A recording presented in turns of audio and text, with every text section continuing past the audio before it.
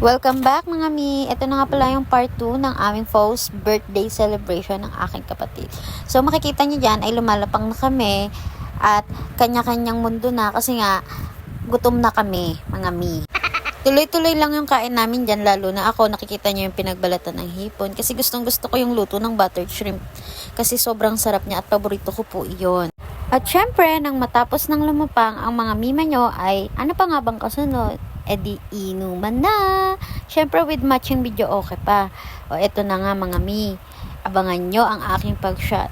Magdasal-dasal pa ako dyan kasi nga first time kong iinom ng whiskey dyan mga mi.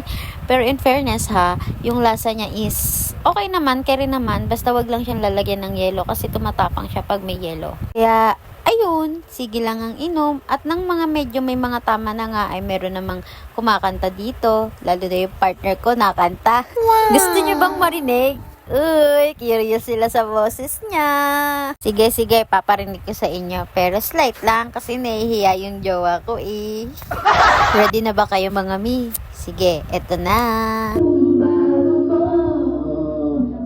Ayan na mga mi ha, baka sabihin nyo, scam ako eh. Kung meron namang kumakanta, ay meron din namang nag-iisa laang dito sa isang tabi.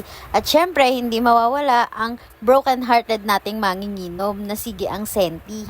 Puro hugot kasi kakahiwalay lang sa jowa. Aww.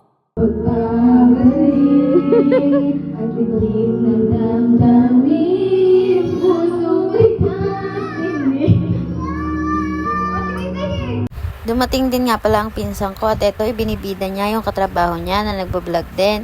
At sabi niya nga rin ay napapanood niya yung mga vlog ko.